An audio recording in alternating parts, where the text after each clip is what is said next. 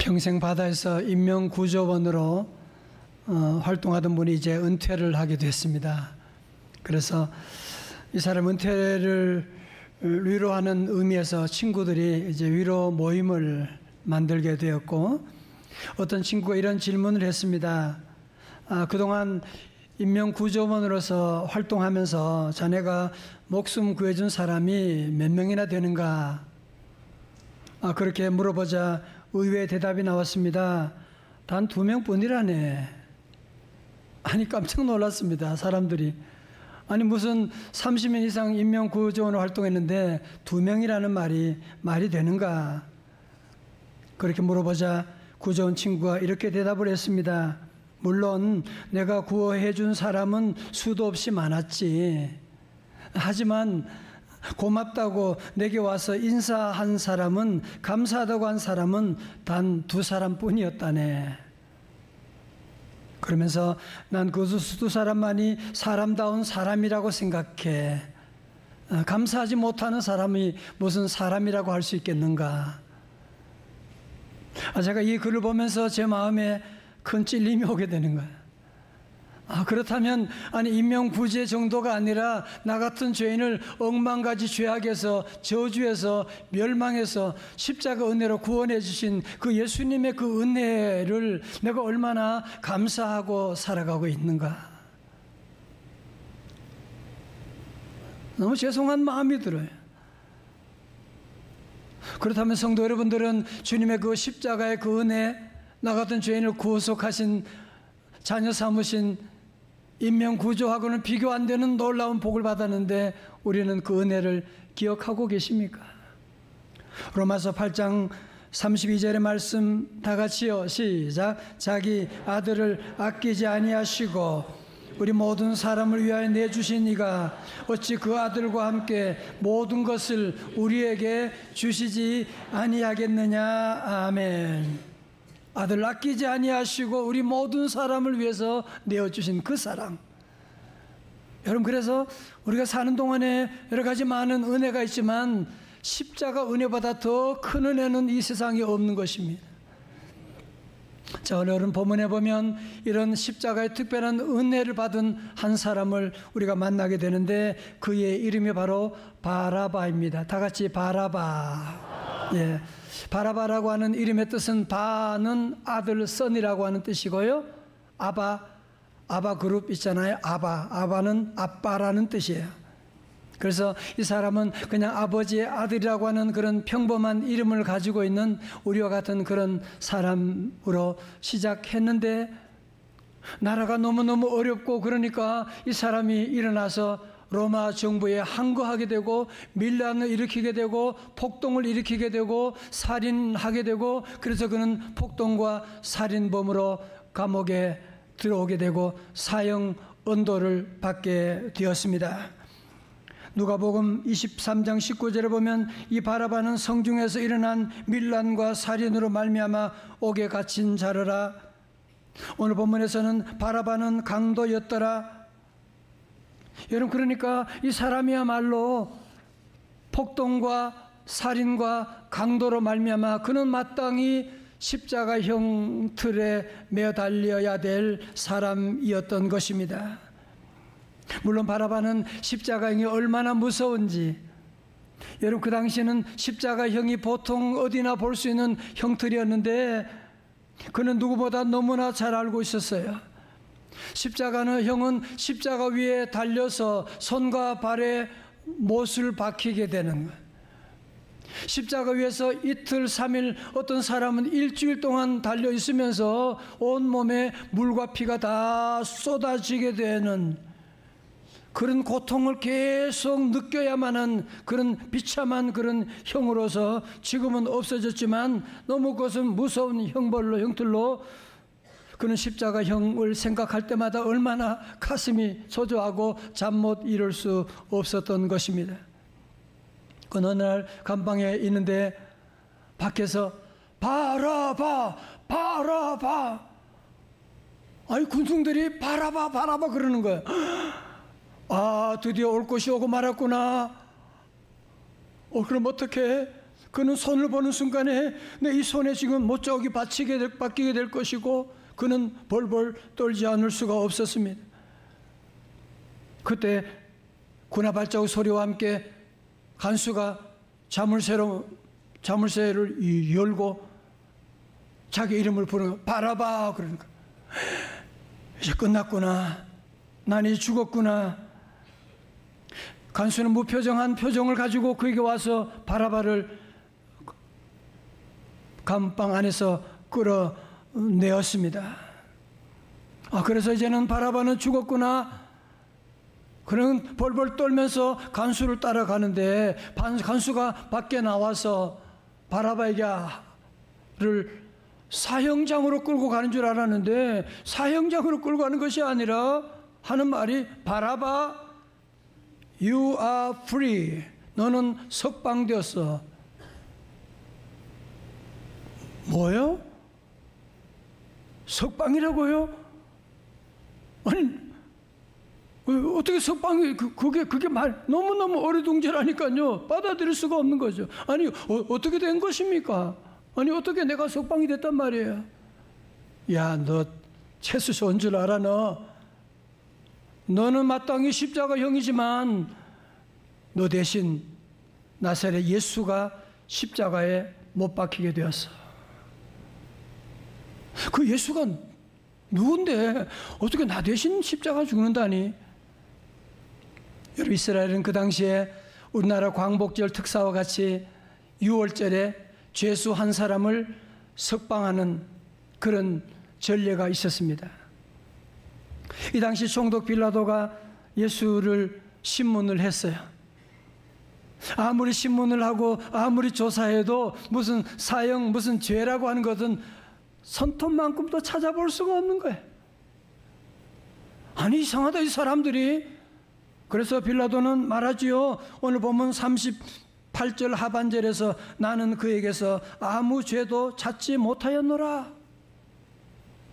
그러면서 뭐라 그래요? 39절의 말씀 다 같이요. 시작. 6월절이면 내가 너희에게 한 사람을 놓아주는 전례가 있으니 그러면 너희는 내가 유대인의 왕을 너희에게 놓아주기를 원하느냐 하니. 당연히 죄가 없는 이 사람 유대인의 왕 이 사람을 놓아줄 줄로 그런 생각을 하고 그렇게 제안을 하게 된 거죠. 그런데 무리들은 전혀 의외의 반응을 보입니다. 40절에 그들이 또 소리질러 이르되 이 사람이 아니라 바라바라니 바라바는 강도였더라. 여러분 6월절의 특사로 죄가 없는 예수가 석방돼야 됩니까? 아니면 죄 없는 강도가 석방될 수가 있는 겁니까? 빌라도 총독은 당연히 죄가 없는 예수인 줄 알았지만 이 무리들이 고함을 질러대는 거예요. 이 유다인들의 말에 따르지 않다가 하는 자기 자리가 위태로울 수도 있으니까 빌라도는 예수님이 죄가 없는 줄 알면서도 죄가 없는 예수님을 십자가에 못 박게 하고 그리고 죄 많은 강도를 석방시켜주게 된 것입니다. 여러분, 빌라도라고 하는 이름은 역사의 교과서에 나온 인물이잖아요. 여러분, 이 본디오 빌라도는 역사 가운데 가장 어리석은 재판을 한 사람이지만 여러분, 그러나 그 어리석은 판단을 통해서 살아난 한 사람이 있는데 그 이름이 바로 누구냐? 바라바입니다. 사랑하는 성도 여러분, 바라바만 죄가 있는 겁니까? 오늘 저와 여러분 안에는 죄가 없는 것입니까? 우리가 얼마나 알게 모르게 지은 죄악들이 우리 머리가 좋아서 다른 사람 보지 않게 지은 죄악들이 우리 안에 얼마나 많이 있습니까? 우리가 이 바라바 이야기를 들을 때 생각나는 성경 구절이 있지 않습니까? 로마서 5장 8절 말씀. 우리가 다 저와 사랑하는 구절이죠. 다 같이요. 시작. 우리가 아직 죄인 되었을 때에 그리스도께서 우리를 위하여 죽으심으로 하나님께서 우리에 대한 자기의 사랑을 확증하셨느니라. 아멘. 우리가 아직 죄인 되었을 때 저는 고등학교 때 이 말씀 깨닫고 십자가가 뭔지 그때 제가 눈이 열리기 시작했어요. 우리가 죄인 되었을 때 바라바가 죄인 되었는데 예수님이 십자가에 달려 돌아가시는 하나님의 사랑을 보여주시는 놀라운 역사가 일어나게 된 것이 아닙니까? 요즘 코로나가 다시 조금씩 유행하고 있다고 하는데 정말 코로나 바이러스 보이지도 않지만 그 바이러스로 말미암아 얼마나 많은 사람들이 상처를 받고 돌아가시게 되고, 성도 여러분, 그런데요, 우리 인생의 모든 고난, 사고, 질병, 불안, 불행, 여러분, 이 모든 것의 원인이 어디서 온 것입니까? 돈이 없어서 그렇다고요? 돈 많은 재벌들은 왜 그렇게 불행합니까? 권력이 없어서 그렇다고요? 권력 있는 사람들은 왜 그렇게 불안하게 하루하루 살아갑니까?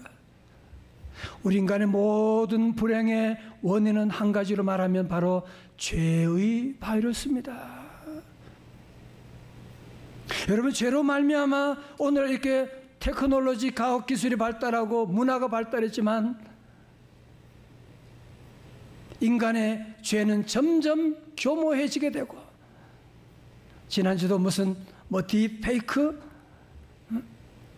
서울대 나오고 머리 좋다는 인간들이 더 교묘한 짓들을 지금 하고 있는 이런 일들이 우리 주변에 지금 얼마나 많이 있습니까?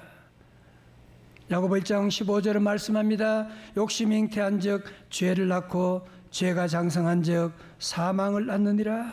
여러분, 그래서 빚쟁이는 빚 문제를 해결해 줄 수가 없잖아, 그죠? 여러분, 죄인은 우리 인간의 죄의 문제를 해결할 수가 없지 않습니까? 제가 아무리 여러분 위해 죽는다고 해도 그게 여러분의 죄하고 나하고 무슨 소리다가 내 죄로 말미암아 죽는 것인데, 여러분, 그래서 우리 하나님이 비상수단을 쓰신 거예요. 하나님께서 그래서 하나밖에 없는 독생자, 죄가 없으신 예수님을 이 땅에 보내셔서 저와 여러분의 모든 죄를 다 대신 짊어지시고 십자가에 돌아가시게 하고, 바라바만이 아니라 저와 여러분의 모든 죄를 대신 짊어지시고 우리를 구원해 주셨는데, 이 놀라운 십자가 사건을 예수님 오시기 전에 800년 전에 예언한 선지자가 있는데 그가 바로 이사야입니다.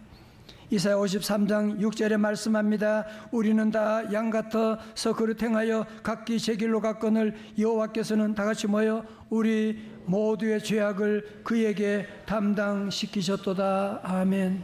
여러분 아세요? 모든 사람들은, 예수님 없는 사람들의 특징 뭐예요? 내 죄 내가 담당하는 거예요. 내가 지은 죄 우리 자녀가 담당하는 거예요. 여러분, 죄에서 벗어날 수 있는 사람은 아무도 없습니다. 그런데 하나님이 우리의 죄를 예수님께 다 가져가게 하시고, 그러므로 말미암아 우리에게 주신 이사야 53장 5절의 복이 무엇입니까? 그가 찔림은 우리의 허물 때문이요, 그가 상함은 우리의 죄악 때문이라. 그가 채찍에 맞음으로 우리는 나음을 받았도다. 사랑하는 성도 여러분, 이것이 바로 복음이에요. 내가 지은 죄 때문에 내가 벌을 받아야 되고 우리 가정에 저주가 임해야 되는데, 아무런 죄가 없은 예수님이 징계를 받음으로 말미암아 저와 여러분이 평화를 누리게 되었습니다. 여러분, 이 죄악 많은 세상에 우리 마음에 평안이 있다? 예수 믿고 얻는 이 놀라운 축복, 하나님을 의지하고 믿고 나아갈 수 있는 이 평안의 축복, 우리 성도들 다 주님의 십자가로 평안의 복을 누리시기를 축원합니다. 그가 채찍에 맞음으로, 예수님이 무슨 죄가 있다고 그가 채찍에 맞음으로 너희는 나음을 받았도다. 여러분, 그래서 우리의 죄가, 우리의 모든 병이 고침받은 여러분들, 바로 예수님의 십자가 채찍에 맞음으로 우리가 병 낫게 된 거예요. 그리고 여러분의 모든 질병도 예수님의 십자가로 다 낫게 될 줄로 믿습니다. 그래서 종교개혁가 마르틴 루터는 갈라디아 강해에서 아주 유명한 말을 했는데, 여러분 기억하십시오. 그는 말했습니다. 행복한 교환이라고. 무슨 말입니까? 우리의 십자가에서 우리의 죄는 예수님의 죄가 되고 예수님의 의는 우리의 의가 되었다는 거예요. 저는 그래서 십자가를 볼 때마다 늘 눈물이 나는 것은 주님이 나의 모든 죄, 더러운 죄를 십자가 주님 다 가져가시고 주님이 그 의를 제게 입혀주시고 자녀 삼으시고 주의 종을 삼아주시는 그 은혜로 말미암아 어찌 눈물 흘리지 않을 수가 있겠습니까? 우리 성도 늘 기억하세요. 너무 여러분 죄책감 가운데 사탄의 유혹에 넘어가지 말고, 아니야, 예수님이 내 죄 다 가져가신 거예요. 나는 용서받았어. 나는 구원받았어. 나는 하나님의 자녀가 되었어. 한동대학교 국제어문학부 교수이며 싱어송라이터인 조준모 교수님이 십자가에 일어난 이런 감격적인 교환을 찬송으로 만들었는데 제목이 십자가에서 라는 곡인데 여러분 같이 함께 한 부르고 은혜를 나누면 좋겠어요. 1900년대 초반에 실제 있었던 일로 샌프란시스코에 중국인 쌍둥이 형제가 살고 있었습니다. 형은 동생을 너무너무 사랑했어요. 그러나 동생은 행실이 아주 좋지 못하고 동생이 도박장에 손을 대기 시작했고, 그러다 어느 날 그는 도박장에 싸움이 일어나게 됐어요. 그래서 그는 그만 사람을 죽여버리고 말았습니다. 어쩌다 사람 죽이고 나서 그는 너무너무 놀라서 집으로 달려왔습니다.